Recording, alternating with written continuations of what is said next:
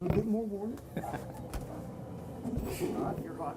Are we hot on the stage? You're hot on the stage. Awesome. All right, we'll try again. Good morning. We'll go ahead and start our meet availabilities in advance of this weekend's Sparks Energy 300 and Geico 500. We're joined now by the driver of the number 3 Bass Pro Shop Chevrolet in the NASCAR Xfinity Series, Ty Dillon. Ty, you're coming off your best finish of the season last week at Richmond that included a Dash for Cash bonus win. You enter tomorrow's Sparks Energy 300 third in the championship standings. I know you have plans for a busy weekend. Talk to us a little bit about that, please. Yeah, definitely going to be a busy, maybe, hopefully not busy weekend for us. It's going to be quite a bit going on with everything going on the Cup side. But we are coming off a lot of momentum from last week. It was a great run for us. We winning the Dash for Cash from Xfinity and finishing second, having an opportunity to win the race. So we come in here with a lot of momentum. Love this racetrack. I've won here before in the ARCA series, and excited to get out there and be a part of both races. Excellent. We'll open up the questions. We'll start here, please. Then we'll go to Bob, and then Jordan. Jonathan Merriman, NASCAR.com. Ty, this week you said that they were running your interior in the car. I assume that means your seat. Have you talked with Tony about how he maybe fits in that seat and his comfort level in that car, him being a little bit bigger than you and all? Well, I haven't talked exactly with Tony yet, but talked with Mike and the crew chief and the guys, and he said it's just a quarter-inch difference in the belts. That is all that we're playing with. So we got adjustable belts, and they'll make up for that really quickly. They've had to make a couple changes to kind of compensate for a little bit of both, but mostly everything in there is built for me and for my comfort, because I'll be in it for the longer part of the race. Okay, we'll go to Bob now, then Jordan and Jerry. Bob Hocker, CSPN. Is the plan still for you to actually qualify the car tomorrow? And then how different is this in a relief role than maybe other relief roles where, you have probably as good a shot of winning as if you were starting? Yeah, definitely. Being a part of this race, you have an opportunity to win. It's going to be quite a bit busy. I am going to qualify the car. I'm going to run first practice. I think Tony's going to run second practice. So I'll qualify, and then he'll run until, I guess, the first caution is what we're looking at. And I'll hop in and take over the race. And hopefully we haven't lost a lap, and we'll be able to get right back in it and go racing. Go to Jordan. Jordan Bianchi, SBNation.com. Ty, have you and Tony done any practice, changes out or anything? Not yet. Are you planning on doing that a couple times? Or? We've talked about it. We don't know when we're going to do it yet, but I think we're gonna practice it at some point. Excellent. We'll go over here to Jerry. Jerry Jordan, Performance Racing Network and Kicking the Tires. First off, have you spent the money from last week yet, or you got any plans? And second, usually we ask guys about if running the Xfinity race will help them in the Cup. But do you think getting the practice in the car will help you in your regular job over there? It always helps when I'm in both series to be able to get laps on it. Just more laps on a racetrack is always helpful to begin with. But this weekend will definitely help with this style of racing being pretty similar between both cars. And no, I haven't spent all the money yet, and I didn't get all the money. It's most of it goes back to RC and building our race program. So, but my wife, it did help our efforts with my wife and I looking for a house. So it was a very fun and exciting weekend last week, and I've had a great week. We're going to go to Bob again and then to Brent. Bob Hocker, CSPN. NASCAR told us this week that if you do end up crossing the finish line first and earning the win for Tony, that Tony can use that win to get into the chase. Does that add any more pressure? And what would it be like for you to not only get him a win, but also know the impact of that beyond just this weekend? Yeah, first of all, it'd mean I won a Sprint Cup race, and I would be pretty excited to begin with. But on top of that, to be able to get Tony a step closer to being locked into the chase would be really cool. But like I said earlier this week in an interview, I haven't started a race without the goal of winning my entire career. So that's what my focus is. As soon as I get strapped into that race car, I'm planning on going to the front and hopefully winning the race. So if it all comes together and we do win the race, I'm sure it'll be a heck of a party and everybody's going to be happy. We'll go to Brent. Brant James, USA Today Sports. How much do you think getting chosen for this high-profile, job replacing Tony has helped your prospects for getting that full-time, Cup ride that you must want in the future? And where does it stand right now with what you've got lined up for next season? Yeah, I think it's helped a lot. I was hoping to maybe be full time this year in the Sprint Cup Series about this time last year. That's where I kind of had my goals set, my eyes set. But the opportunity didn't come along, and I can't thank Stuart Haas and their organization enough for giving me the opportunity to fill in this year with Tony being out. Not only has it helped me with my career and getting better as a race car driver, but it's helped me show people that I can get the job done in other equipment too, and that I can prove myself in other ways. So I'm very thankful for the opportunity they've given me. It's helped a lot with a lot of things in my career, and hopefully it just continues to get better. I can't tell you that. No, there's a lot of good things going on, so that's about as far as I'll take it. Any additional questions for Ty? We'll go right here to Chris Knight, please. Chris Knight, catchfence.com.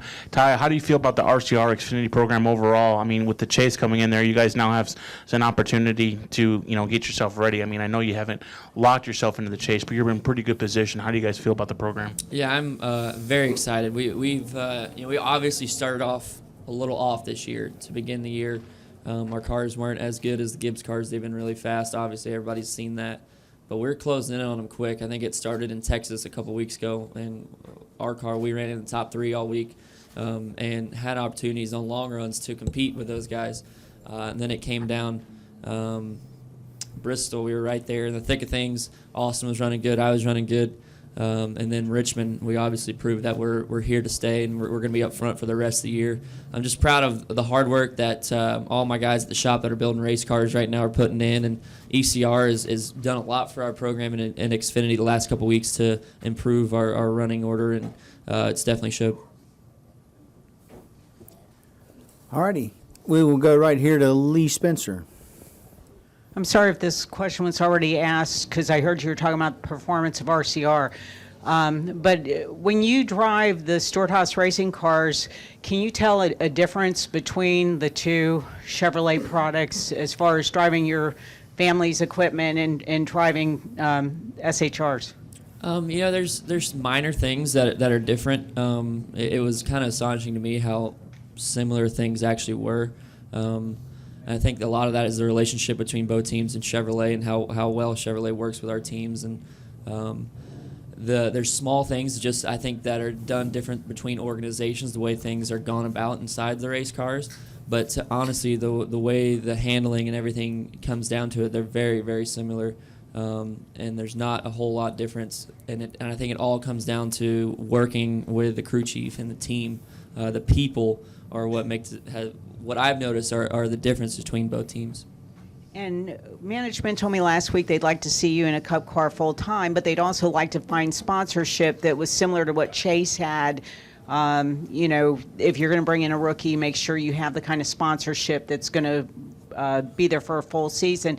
What are you looking at as far as sponsorship goes as in the realm of perhaps what suits your brand best? Yeah, right now anything suits my brand. If we can get that kind of sponsorship, well, I'm fine with supporting anything and exposing anything. That's definitely our goal. Is for RCR is to find a sponsor that we can grow with over the next couple of years, similar to what Chase has done, and that would be the ultimate goal. And there's other opportunities that could come along to provide me to be able to run full-time the Sprint Cup Series. I feel like I'm ready to be in the series full-time as a driver, mentally and physically. But this year I'm focusing on winning an Xfinity championship, hopefully make my my prospect a little bit better, and hopefully that opportunity comes along. Any additional questions for Ty? No? Good luck this weekend. Thank you, Ty. Thank you, guys.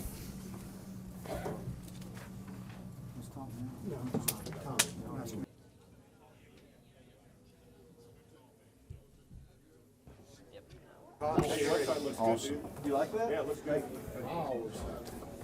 Uh-oh, here we go now. Here we go. Look alive. Where's your amp? My amp? Yeah. Let's get No, it I out. know. Continuing with our Driver availabilities here at Talladega Super Speedway. We're joined now by the driver of the number 6 Kleen Performance Ford, Darrell Wallace Jr. You had a 6th place finish at Daytona, season opening race there, similar in some ways track super speedway. Is that something you can build upon coming into this weekend's race? I want to say yes, but man, these places are so much about luck. You got to be in the right spot at the right time. But I think we have pretty much the same game plan. Hopefully we can get a decent starting spot and get up towards the front and just ride. We got to really plan out the pit stops and not make any mistakes on pit road to get us out there and to keep that game plan in order. But Daytona was a great race for us. It was just good to finish one of these races, man. I feel like I'm always a victim of either my own mess or somebody else's mess. So to come out, 6th place finish is something to build off of for sure. But that luck factor is so much bigger than when you go to any other place. Excellent. We'll open it up for questions now. You'll raise your hand. We'll go right here to Steve, then we'll go to Bob. Bubba, Steve Post with Motor Racing Network. And I know that you didn't necessarily qualify, but we have 2 races in the Dash for Cash out of the way. Just your assessment as a guy that's been racing in them, what's your thoughts on it as we're kind of taking a break from them for a few weeks here? Just what's your assessment on the format, the program, and everything else? Yeah, I'm on the fence about it. I think one of the factors is we haven't really had the speed enough to put ourselves in position. But I tell you, I was at Bristol and I was still standing outside my car when they said, let's roll, start up the engines for the feature. And I'm like, there's no schedule after that. You just run your heats and then you get back to it. So it's kind of like bouncing back and forth, not really knowing what we're doing. Richmond was a little bit more organized for us, but still I think it just comes down to the speed factor that we have to get a little bit better to focus on, putting ourselves in position to win $100,000. But cool concept. It'd be interesting to see what the fans say about it. I know there's a couple of us that are for it, some are against it, but it's still a little bit different for us too. So we'll go to Bob now. Bob Hocker, CSPN. With the chase format, and even though you're 10th in points, you got pretty good cushion on 13th. Does that allow you to make more moves and take chances at a place like this, where hey, if I get out of line, I might finish first and I might finish 30th? No, we finished in the back too many times this season now, so a lot of people think it's still early, which it is, but man, I tell you, these finishes that we've been having have kind of put a dampener on our season right now, and it's kind of frustrating, but we'll go in this race and be smart about it.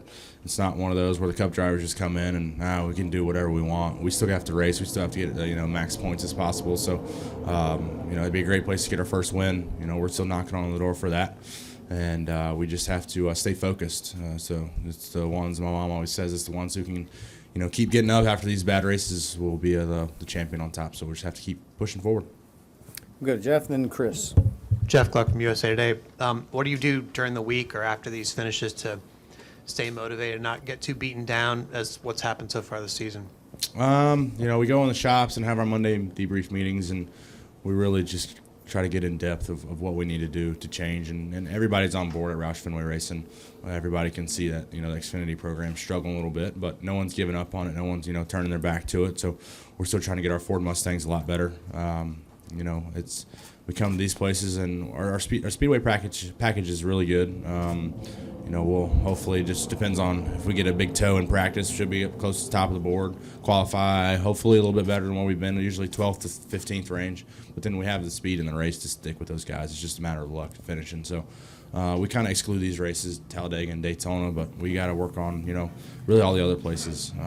But throughout the week, it's just hitting the notes to see what we can do, what I can do better as a driver, how I can communicate better with the crew and the crew chief to make these changes to get our cars better. Other than that, it's goofing off with Blaney, because everybody knew that. We'll go to Chris. Chris Knight, CatchFence.com. Darrell, Roush Fenway Racing went from 4 cars to 2 cars in the Xfinity Series full-time last year. Can you guys contribute to that as maybe why the team has struggled so far to get the speed that they needed in 2016? I don't think it's because of, backing off on teams. It's just we're trying new things and trying different things, and we're figuring out what works and what doesn't. And we have to, now it's getting that point in the season, and okay, now we have to see what worked and kind of put that together. But we're still missing on a lot of other factors as well. And but like I said earlier, we're dedicated and 100% focused on getting us to where we need to be. It's we got some really great tracks coming up for us. Dover, best place to go to. Charlotte has been really good to us. So that'll be a test to see how we are. Hopefully we can get some turn through the center. That's the first thing I say on the radio. I don't know. Hopefully I won't be saying that this weekend. But looking to see what happens there. We get this off weekend coming up next to really get in depth more to see what we need to do. But I don't really know what exact thing that we're missing. I think it'd be really easy and everybody could do it if it was like that. We'll go to Stan. Stan Creekmore with RPMtonight.com.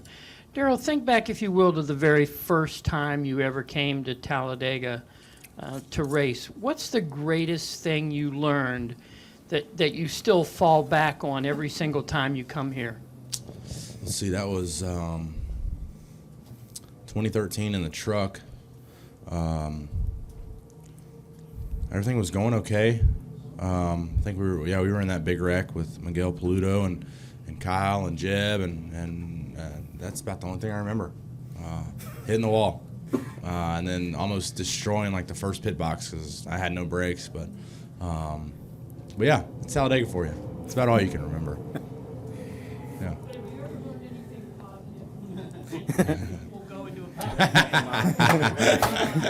Yeah, I mean, I think you're learning every time, when you come to Talladega and Daytona, how the draft works and who you can work with, and you remember that. I got a set list, on my computer of, okay, I worked well with this guy, I didn't really suck up to this guy. We gotta see what we can do to help that. There's a few changes that we can make. It's really run what you bring when you come to these places, but yeah, you learn who you can work with and who you don't. From an aerodynamic standpoint and just a common sense standpoint. Woody Kane with MRN. I was just curious, with Mother's Day coming up, if you have any traditions you like to do with your mom or any special plans or anything coming up? And how she helped you get where you are. Yeah, she's helped me out a lot. Mom. She hasn't been to a race this year, though. I think that might be our problem. That's our problem. Thanks, Mom. Way to not be here. But no, she's been super busy. She joined the church, so she's been busy with that. But my mom has helped me out a ton. Just from the struggle standpoint. She's always given me words of wisdom and motivational speeches and quotes and everything to kind of keep us on the same level and not let the highs get too high and the lows get too low. But I'm actually not going to be seeing my mom next weekend. It's kind of a bummer.